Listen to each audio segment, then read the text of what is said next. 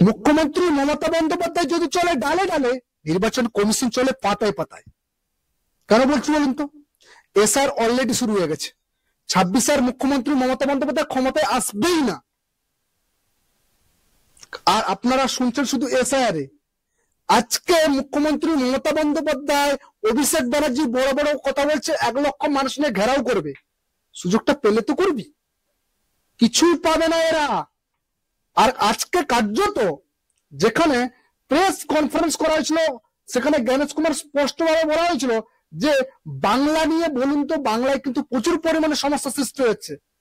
এমন কথা বললেন না যা কার্যত শুনলে আপনারা চমকে যাবেন।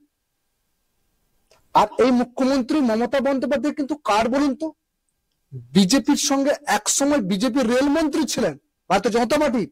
মনে পড়ে অটল বিহারী বাজপেয়ী মুখ্যমন্ত্রী মমতা বন্দ্যোপাধ্যায়ের মায়ের পায়ে এসে প্রণাম করছিল ওই টাইট চালে। আর জানে মুখ্যমন্ত্রী মমতা বন্দ্যোপাধ্যায় দৌড় কত দূর দৌড়তে পারবে। এটা ভালো কিন্তু ভারতীয় জনতা পার্টি ভালোভাবে জানে যে মুখ্যমন্ত্রী মমতা বন্দ্যোপাধ্যায়কে কিভাবে বশ করতে হয়, ওটা ভালোভাবে জানে। আর তার জন্য কার্যত প্রথমে বিহার, তারপর এটা হলো একসঙ্গে 12টি রাজ্য হচ্ছে। 11টি রাজ্যে সমস্যা হচ্ছে না, এই রাজ্যে কেন সমস্যা? ভাই এ নির্বাচন কমিশন, ভাই এ পশ্চিমবঙ্গের মতো নয়, 29টা রাজ্যকে সামলাচ্ছে। আর পশ্চিমবঙ্গের মতো এরকম অনুরাজ্যকে ঠিক করে সামলে দিতে জানে। সবটাই আজকে আপনাদের সামনে নিয়ে আসবো। এমন ভাবে আজকে নির্বাচন কমিশন বাংলা নিয়ে বলে দিল যা কার্যত আপনারা চমকে যাবেন শুনলে, যে বাংলায় তারা কতটা পরিমাণে বাংলাকে গুরুত্ব দিচ্ছে আর বাংলাতে কতটা পরিমাণে বাংলায় কি করতে চলেছে, সবটাই আজকে আপনাদের সামনে নিয়ে আসবো। নমস্কার দর্শক বন্ধু, আমি সুশান্ত, বেঙ্গল নিউজ এর পক্ষ থেকে সবাইকে ভালোবাসা। কিন্তু প্রথমে বাংলাতে যে এসআর হবে আগে দেখুন। এই যে এসআরটা হবে সেটা আগে দেখুন, সেই ভিডিওটা আপনাদেরকে আগে প্রথমে দেখাই।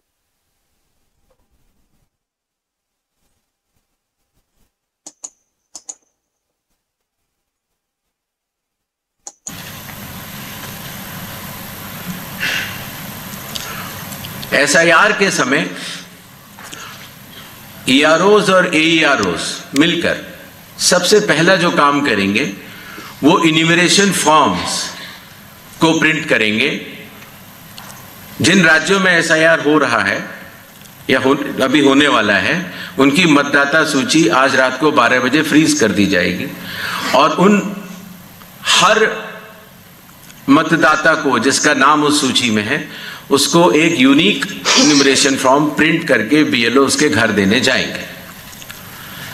इन्यूमरेशन फॉर्म में वो आवश्यक डिटेल्स होंगे जो कि आज की मतदाता सूची में हैं। जब बीएलओ फॉर्म्स डिस्ट्रीब्यूट करना शुरू करेंगे एग्जिस्टिंग इलेक्टर्स को, उसके बाद इन्यूमरेशन फॉर्म में जिसका भी नाम है वो उसको लिंक करने का प्रयास करेंगे कि क्या उन्हीं का नाम 2003 की सूची में था। अगर था तो उनको कोई भी कागज और नहीं देने होंगे।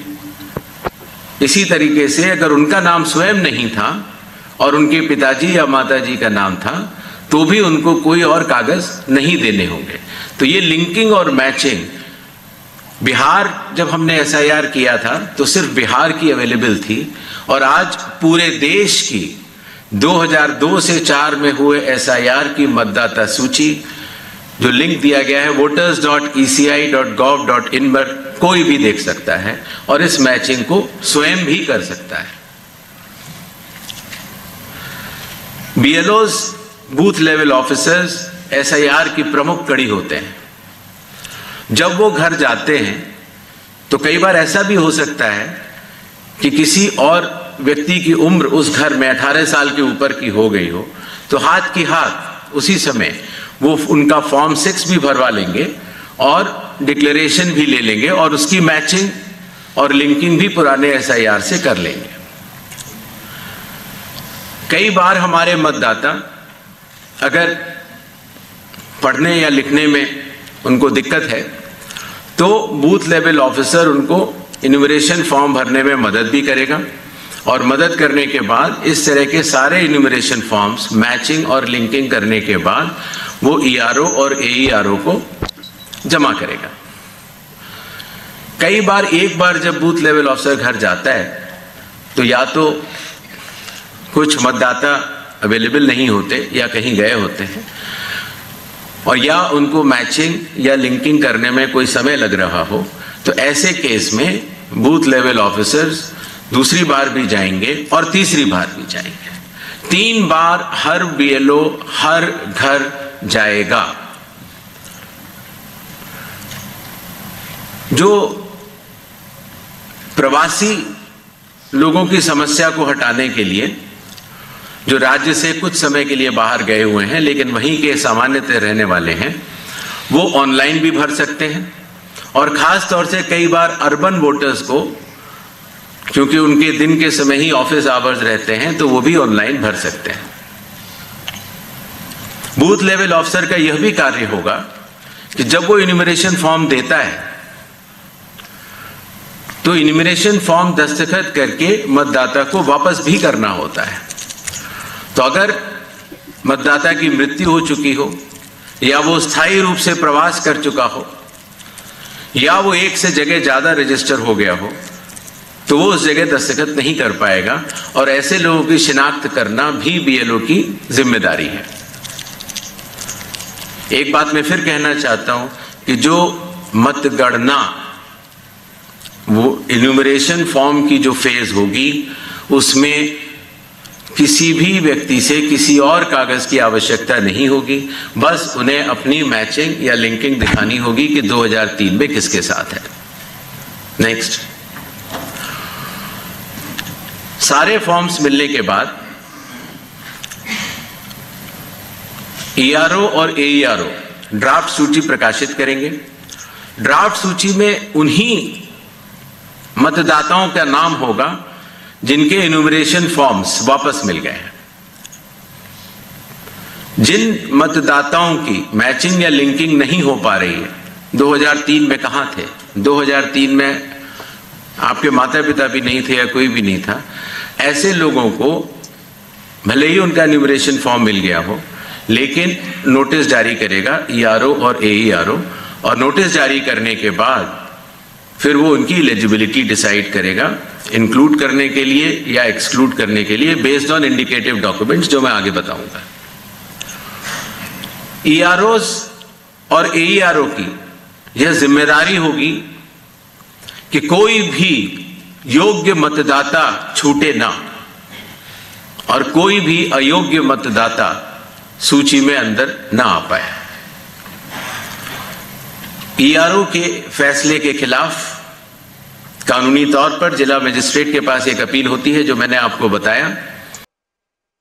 गणेश कुमार स्पष्ट भावे জানিয়ে দিল যে সোমবার রাত 12টার পর থেকে পোর্টাল, অর্থাৎ এই যে ভোটারের পোর্টাল কিন্তু ফ্রিজ করে দেওয়া হবে, কেউ কোনো কাজ করতে পারবে না। আরো একটা স্পষ্ট কথা বলে গেলেন যে যারা ভারতীয়, একটাও ভারতীয় যেন না বাদ যায়, একটাও ভারতীয় যেন না বাদ যায়। আর যারা ভুয়ো ভোটার, ফেক ভোটার, অনুপ্রবেশকারী, তারাও যেন কোন রকম না থাকে, স্পষ্ট ভাবে জানিয়ে দিল। আর বলে দিল যদি তারা ধরা পড়ে তাদের জন্য কিন্তু তাও দেখা হবে, যদি ফেক ভোটার থাকে তাহলে তাদের দেখা হবে প্রত্যেকটা যেসব ডকুমেন্টস আছে ইয়ারও পর্যন্ত বা পরপর স্টেপ গুলো আছে, পুরো একেবারে নেটওয়ার্ক সিস্টেমের মতো ব্যাপারটা দেখুন, দেখা হবে। যদি সেখানে না হয় তারপরে কিন্তু তাদের কিভাবে এক্সপোর্ট করা হবে সেটা কিন্তু স্পষ্ট ভাবে জানিয়ে দিল। আর শুধুমাত্র বিয়ারটা শুধুমাত্র জল মাপা ছিল। আরো বলে দিল যখন তাকে, এরপরে যখন তিনি বলে দিলেন তারপরে কমেন্ট সেকশনে বলা হলো যে কি পশ্চিমবাংলায় তো প্রচুর পরিমাণে বলা হচ্ছে এসআর করতে দেবো না, এই করে দেবো সেই করে দেবো, সেটা স্পষ্ট একদম স্মুথ ভাষাতে বলে দিয়ে গেল, সাধারণ কথাতে পশ্চিমবাংলাতে কি করবে। আর স্পষ্ট ভাবে তিনি জানিয়ে দিলেন যে 2002 সালে যাদের বিএলওরা প্রত্যেক বাড়িতে 3 বার করে যাবে, যদি একবার না থাকে তাদের বাড়িতে আরেকবার যাবে, 2 বার থেকে 3 বার বাড়িতে যাবে, চেকিং করবে বারবার ধরে বাড়িতে গিয়ে 3 বার, বারবার নয় 3 বার, একটা বাড়ি 3 বার ভিজিট করবে, একজন বিএলও 50টা বাড়ি ভিজিট করবে। আর গিয়ে সেখানে তারা রেভিনিউ একটা ফর্ম দেবে, সেই ফর্মটা যে ফর্মটা দেবে সে যে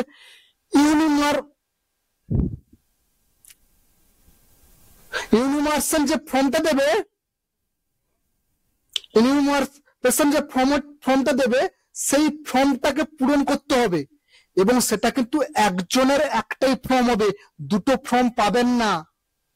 আপনি ভাবছেন দুটো ফর্ম পেয়ে যাব, এখানে এখানে কোনো কিছু হবে না, একটাই ফর্ম পাবেন,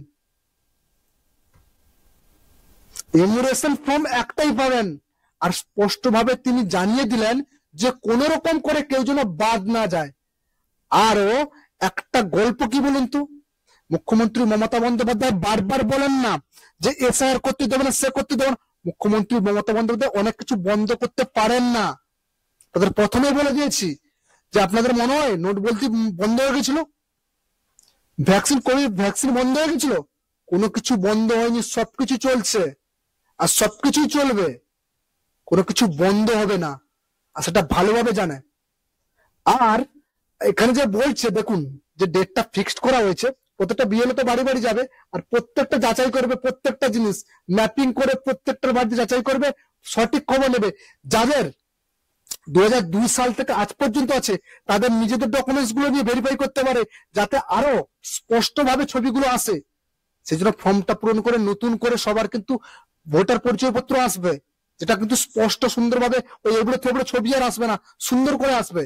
আর দ্বিতীয়ত হচ্ছে যাদের 2002 সালের মধ্যে ডকুমেন্টস নেই বা নাম ওঠেনি, তাদের বাবা মার ডকুমেন্টস থাকবে, আর যদি না থাকে তাহলে কিন্তু তাদের খবর আছে। শুধুমাত্র এখানে নয়, আপনাদেরকে আরো একটা জিনিস ধরিয়ে দিচ্ছি, দেখুন যেটা হচ্ছে ঘোষণা করা হচ্ছে, বাড়ি বাড়ি গিয়ে সমীক্ষা হচ্ছে, ইউনিভার্সাল ফর্ম দেবে 4ই নভেম্বর থেকে 4ই ডিসেম্বর। অর্থাৎ দেখুন 4ই নভেম্বর থেকে 4ই ডিসেম্বর, এক মাস পুরো কেটে গেল। 4ই নভেম্বর থেকে 4ই ডিসেম্বর, তারপরে 9ই ডিসেম্বর তালিকার খসড়া প্রকাশ করবে, 5 দিন পরে 9ই ডিসেম্বর তালিকার খসড়া প্রকাশ করবে ইলেকশন কমিশন। 9ই ডিসেম্বর থেকে 31শে জানুয়ারি 9ই ডিসেম্বর থেকে 31শে জানুয়ারি পর্যন্ত কিন্তু যাদের নাম বাদ যাবে তারা পুনরায় আবেদন করতে পারবে। তারপরে 7ই ফেব্রুয়ারি চূড়ান্ত ভোট ঘোষণা। পুরো খেলা তো এখানেই শেষ, পুরো খেলা তো এখানেই শেষ হয়ে গেল। তারপরে 2-1 মাস পরে ভোট, ভোটে মানুষ কি করবে সেটা খুঁজবে। মানুষ ভোটে কি করবে, ভোটে সবাই তখন আর অভিষেক ব্যানার্জি বলছেন 1 লক্ষ নিয়ে ঘেরাও করবে, 1 লক্ষ মানুষকে নিয়ে নির্বাচন কমিশন অফিস, ওই মানুষই পাবে না। আর ওই রোহিঙ্গারা যারা ওই যাদের ডকুমেন্টস গুলো এদিক সেদিক হয়ে যাবে, তারা ওই ডকুমেন্টস খুঁজতে তাহলে দিন চলে যাবে। পশ্চিমবঙ্গের 1 কোটি মানুষের ওই ডকুমেন্টস ভেরিফিকেশন করতে করতে আর ওরা কোথায় যাবে সেটাই খুঁজে পাবে না, আর কি অভিষেক ব্যানার্জির পেছনে যাবে। এই যে বড় বড় কথা বলে না, যেরকম ভাবে নোট বাতিল হয়নি, 370 বাতিল হয়নি, যে পদক্ষেপগুলো নরেন্দ্র মোদী সরকার নিয়েছে কোনগুলো বন্ধ হয়নি, সবগুলোই চলছে। সেরকমই পশ্চিমবঙ্গে আয়ুষ্মান চললো না বলে অন্য রাজ্যে হয়নি তা নয়, এককালীন 12টা রাজ্যে হবে। পশ্চিমবঙ্গে না হলে তো কি হয়েছে, অন্য রাজ্যগুলো যদি হয়ে যায়, অন্য রাজ্যগুলো ঝামেলা হচ্ছে, পশ্চিমবঙ্গে কেন হচ্ছে, মানে স্টেপ নিতেও তাদের 2 সেকেন্ড সময় যাবে না, স্টেপ নিতে 2 সেকেন্ড সময় যাবে না। অন্য 11টা রাজ্য কিছু বলছে না, পশ্চিমবঙ্গে তের খাঁড় ফুটে উঠেছে, পশ্চিমবঙ্গে এসআইআর করতে দেবে না। আরো একটা বড় খবর, পশ্চিমবঙ্গে এসআইআর যে হবে, আর মুখ্যমন্ত্রী মমতা বন্দ্যোপাধ্যায়কে স্পষ্ট ভাবে জানিয়ে দিল। কি বলুন তো, যখন এগুলো হয়ে যাচ্ছিল, যখন প্রেস কনফারেন্স করছিলেন গণেশ কুমার, তখনই লাস্টে যে কমেন্ট সেকশনে, তখনই কিন্তু একজন প্রেস উঠে বলছে, একজন বলছে যে পশ্চিমবঙ্গে তো দেখছি প্রত্যেকটা জায়গায় পশ্চিমবঙ্গের সরকার বিরোধিতা করছে, নেতা মন্ত্রীরা বিরোধিতা করছে, এসআর করতে দেবো না, হতে দেবো না, এ করবো সে করবো, এগুলো তো বারবার ধরে বলছে, পশ্চিমবঙ্গে কি করে এসআর হবে। তখন তিনি স্পষ্টভাবে জানিয়ে দিলেন যে এটা ভারতের সংবিধান নিয়ে হচ্ছে, সংবিধানের প্রোটোকল নিয়ে হচ্ছে, সংবিধানকে, আর প্রত্যেকটা রাজ্য হেল্প করবে। বিহারে আমরা শুধুমাত্র বিহারে করছিলাম, এটা কিন্তু প্রত্যেকটা রাজ্যে করছি। অর্থাৎ এখানে 12টা রাজ্য হচ্ছে, আর পুরো দেশে হবে। অন্য রাজ্যগুলো তো হচ্ছে না, অন্য রাজ্যগুলো সমস্যা হচ্ছে না, পশ্চিমবঙ্গে কেন হবে? সংবিধানের থেকে বড় উপরে না, সংবিধান মানবেন না। স্পষ্টভাবে জানিয়ে দিল। অর্থাৎ পশ্চিমবঙ্গে বলছে পশ্চিমবঙ্গ এখানে কোনো বিরোধিতা করেনি। অর্থাৎ পশ্চিমবঙ্গে যেগুলো আপনারা দেখছেন আপনাদের হাওয়ায় গল্প দিচ্ছে। মুখ্যমন্ত্রী মমতা বন্দ্যোপাধ্যায় যে তৃণমূলের নেতাকর্মীরা এরা শুধুমাত্র ভোট ব্যাংকের জন্য, ধরে রাখার জন্য, যাতে ঝামেলা না হয়, কোন রকম করে শুরুর করে কিছু যদি চুকচাক চুকুং করে কোন রকম রাখা যায় কয়েকটাকে, তার চেষ্টা করছে। কিন্তু কোন রকম করে এর বিরোধিতা করতে পারবে না। লিগেলি কিছু করতে পারবে না, এরা চুপচাপ বসে থাকবে। আপনাদেরকে বলে দিলাম, মুখ্যমন্ত্রী মমতা বন্দ্যোপাধ্যায় নেতা মন্ত্রীরা সব চুপচাপ বসে থাকবে। আর যাদের ডকুমেন্টস যাবে তারা নিজেরা ডকুমেন্টস খুঁজতে ছুটবে কোন রকম করে। আর ওই তৃণমূলের নেতার সঙ্গে ওই ঝান্ডা দিয়ে যাবে না। বলে দিল, বলটা পশ্চিমবঙ্গে স্মুথলি বেরিয়ে যাবে, কোনো অসুবিধা হবে না। পশ্চিমবঙ্গে সরকার তো সাপোর্ট করছে, প্রত্যেকটা রাজ্যের সরকার গভর্নমেন্ট সাপোর্ট করছে। যেরকম বিহার সাপোর্ট করেছে, 11টা রাজ্য সাপোর্ট করবে, তো এখানে পশ্চিমবঙ্গ সাপোর্ট করবে, কিছু হবে না, সুন্দরভাবে বেরিয়ে যাবে। মানে ভালোভাবে জানে যে পশ্চিমবঙ্গ থেকে কিছু কমপ্লেন আসেনি। পশ্চিমবঙ্গে যেটা আমরা শুনছি অন্যান্য রাজ্যে কমপ্লেন আসেনি, পশ্চিমবঙ্গে শুধুমাত্র এমন কি রাজ্য যেখানে কমপ্লেন আসছে? অন্য রাজ্য কি আর নেই যেখানে বিজেপি সরকার নেই? অনেক রাজ্য আছে বিজেপি সরকার নেই, সেগুলোতে কোনো কমপ্লেন আসে না। পশ্চিমবঙ্গে কেন কমপ্লেন আসবে? কোনো কমপ্লেন আসবে না, সুন্দরভাবে বললেন, কোনো অসুবিধা নেই। পশ্চিমবঙ্গ থেকে কোনো কমপ্লেনও নেই, কোনো কিছু নেই, সুন্দরভাবে বেরিয়ে যাবে, কোনো অসুবিধা নেই। এবারে ভাবুন কোথায় যাবেন। মুখ্যমন্ত্রী মমতা বন্দ্যোপাধ্যায় সরকার কিন্তু 26 আর থাকছে না, একেবারে কনফার্ম। এসআইআর শুরু হয়ে গেল, যারা যাবে তারা এবার মানে বস্তা পেটরা গুছান, চলুন।